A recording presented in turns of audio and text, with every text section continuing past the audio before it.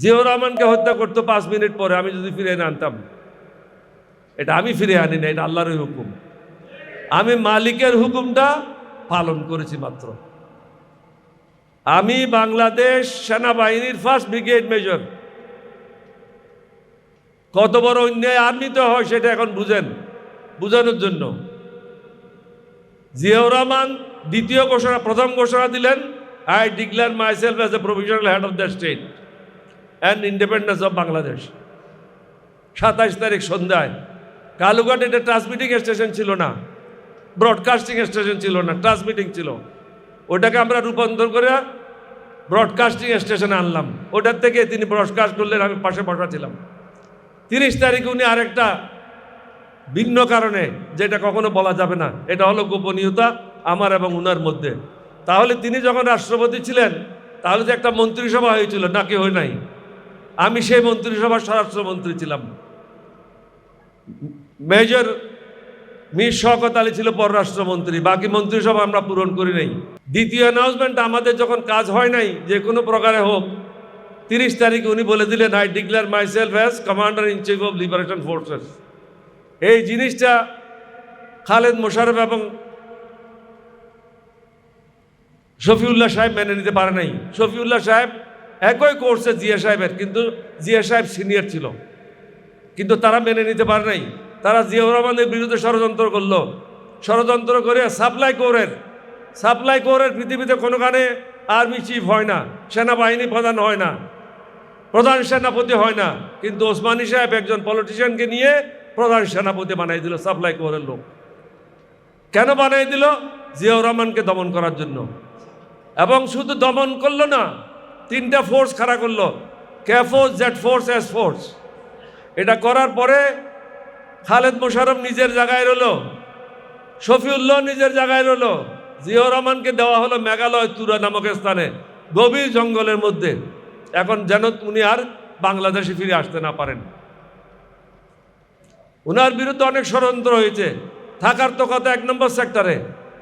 যা হোক, এই সিদ্ধান্ত যখন হয়, উনি আমার সাথে দেখা করতে আসেন ছাগল নাইয়ের উল্টো দিকে শ্রীনগর বিওপিতে। উনি আমার সাথে দেখা করতে আসলেন যে বিদায় নিতে আসছি, অনেক দিন একসাথে কাজ করেছি, আগামী দিনেও হয়তো সুযোগ হলে একসাথে কাজ করব। এই বিদায় নেওয়ার সময় আমি ওনাকে জিজ্ঞাসা করলাম, আপনি কি চান, আমার কাছ থেকে কি আশা করেন? উনি বললেন, তোমার কাছ থেকে আশা করি তুমি যদি এই যুদ্ধের সময় আমার সাথে থাকতে, এর থেকে বেশি বড় পাওনা আমার কাছে আর কিছু ছিল না। তাহলে আপনার সাথে আছি, আপনি যান, আমি কালকে সকালে গাড়ি নিয়ে রওনা হব। বল, তোমার পোস্টিং অর্ডার? আমার পোস্টিং অর্ডার কে করবে? আমি কোন ব্যাটার আন্ডারে আসি? আমি যখন বিদ্রোহ করেছি, আমি কোনো সংবিধান মেনে করেছি? আমি কোন কারণ নেতৃত্বে করেছি? আমি তো নিজেই বিদ্রোহ করেছি। সুতরাং অর্ডার কিসের? ওসমানীর অর্ডার নিয়ে আমি কোনোখানে যাব না। আমার জিপ, আমার অর্ডারলে আমার বন্দুক, এ হলো আমার সাথী। পরের দিন সকালে আমি তুরাতে চলে গেলাম। তুরাতে গিয়ে জঙ্গল পরিষ্কার করে ব্রিগেড হেডকোয়ার্টার সেট আপ করলাম। জিয়া সাহেব 3 দিন পর এসে দেখে কি সুন্দর ব্রিগেড হেডকোয়ার্টার। উনি বললেন যে এখন ইন্ডিয়ান আর্মি থেকে একজন মেজর আসবে, ব্রিগেড মেজর হবে। তা আমি চুপচাপ থাকলাম। জেড ফোর্সও ব্রিগেড কমান্ডার, সরি এস ফোর্সে ব্রিগেড মেজর আসলো ইন্ডিয়ার আর্মি থেকে, কে ফোর্সে আসলো, জেড ফোর্সে আসলো সন্ধ্যার সময়। আমি ওকে বললাম, রাত্রে খাও আর ঘুমাও, সকালে নাস্তা করে এখান থেকে ভাইগে যাও। ও বলে, কেন? আমি যে এখানে আর কেউ থাকবে না, এখানে আমি ছাড়া আর কেউ নেই, আমার বন্দুক থাকবে সাথে, উল্টাপাল্টা কাজ করলে কি করবো এটা বুঝতে পারো। তো জিয়াউর রহমান সাহেব আমাকে ডাকলেন, বলে, তুমি কি ব্রিগেড মেজর কাজ জানো? আমি জানি না। আপনি তো ব্রিগেড মেজরের কাজ জানেন, আপনার থেকে শিখবো। আমার যে সুবেদার মেজর রহমান আছে, সে তো 2য় বিশ্বযুদ্ধের সুবেদার, তার কাছ থেকে শিখবো। কিন্তু ইন্ডিয়ান অফিসার জেড ফোর্স হেডকোয়ার্টারে থাকবে না। আমি বিদায় করে দিলাম। শেষ পর্যন্ত 4 জন অফিসারের ডিউটি আমি করেছি। জিয়াউর রহমান লিখেছে, আমার অ্যানুয়াল কনফিডেন্সিয়াল রিপোর্টে লিখেছে, that at times he performed the duty of DQMG and other. আমি যেটা বলতে চেয়েছিলাম, আমি যে ব্রিগেড মেজর ছিলাম, সেনাবাহিনীতে এই অর্ডারটা হয় নাই। 1971-এও হয় নাই, 1972-এও হয় নাই, 73-এও হয় নাই, 74-এও হয় নাই, 75-এ আমি যখন আর্মি হেডকোয়ার্টার আসলাম, তখন মিলিটারি সেক্রেটারি ছিল ব্রিগেডিয়ার নাসিম, পরে সেনা প্রধান। তাকে আমার অফিসে ডেকে পাঠাইলাম, আমি যে আজকে সন্ধ্যার মধ্যেই এটা অর্ডার হবে।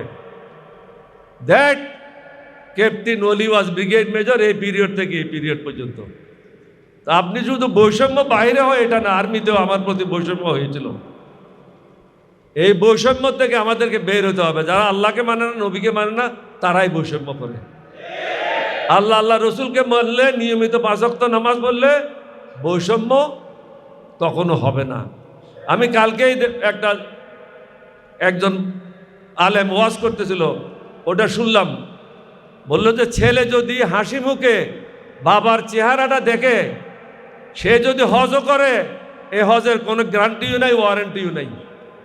কিন্তু বাবার যে হাসি মুখে মুখটা দেখলো, এটা একটা হজের সওয়াব হয়ে গেল।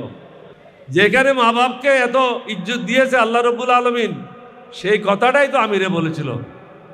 তাহলে অন্যদের গাত্রদাহ কেন হলো? মন্দির ভেঙে দেবে, ওইটা করবে ওইটা করবে, মেয়েদেরকে ঘরে ঢুকিয়ে দেবে। ভাই, আমরা কাকেও কোনো ঘরে ঢুকাবো না। আমরা ঢুকাবো চোরদেরকে জেলে, দুর্নীতিবাজদেরকে জেলে, চাঁদাবাজদেরকে জেলে। বাকি যারা ভালো মানুষ তারা প্রকাশ্যে ঘুরে বেড়াবে। আপনাদের সবাইকে ধন্যবাদ। বাংলাদেশ জিন্দাবাদ। আসসালামু আলাইকুম রহমতুল্লাহ। চাঁদাবাজদের বিরুদ্ধে, দুর্নীতিবাজদের বিরুদ্ধে, স্বার্থবাজদের বিরুদ্ধে আমরা আবার শপথ নিতে চাই। এটা স্পষ্ট প্রমাণিত হয়েছে, জনগণের ন্যায়সঙ্গত দাবিকে কোনোদিন দাবিয়ে রাখা যাবে না। সুতরাং আমার পূর্ববর্তী বক্তা, আমার স্নেহের ছোট ভাই ডক্টর শফিকুল ইসলাম মাসুদ অত্যন্ত দ্ব্যর্থহীন কণ্ঠে ঘোষণা দিয়েছেন, যদি নেতৃবৃন্দ আজকে বুঝতে ভুল করেন, তাদেরকে আরেকটি 5ই আগস্ট অপেক্ষা করতে হবে। এদেশের মানুষ বারবার ত্যাগ দিয়েছে, কোরবানি দিয়েছে, ন্যায্য অধিকার ফিরে পায়নি। আমার দেশের 1 কোটিরও বেশি যুবক বেকার। অতীতে অনেক ট্যাবলেট বিক্রি করেছেন, অনেক ন্যারেটিভ দিয়েছেন, এইসব সমস্যাকে এড়িয়ে গিয়েছেন। বাংলাদেশের যুব সমাজ কর্মসংস্থান চায়, ভিক্ষা চায় না। সুতরাং যুবকদেরকে কর্মসংস্থান ব্যবস্থা করতে হবে। সমাজ থেকে চুরি, ডাকাতি, ছিনতাই, রাহাজানি, চাঁদাবাজি বন্ধ করতে হবে। এই অপব্যবস্থা দূর না হলে রাজপথ গরম হতে বেশি সময় লাগবে না। সুতরাং আমি আপনাদেরকে আহ্বান জানাবো, এই জাতির মুক্তি নিশ্চিত না হওয়া পর্যন্ত রাজপথে থেকে আমরা দাবি আদায়ের জন্য লড়াই করে যাবেন ইনশাআল্লাহ। আমি সবাইকে ধন্যবাদ জানিয়ে আমার কথা এখানে শেষ করছি। আসসালামু আলাইকুম রহমতুল্লাহ। সম্মানিত সুধী মণ্ডলী, আমন্ত্রিত অতিথিবৃন্দ,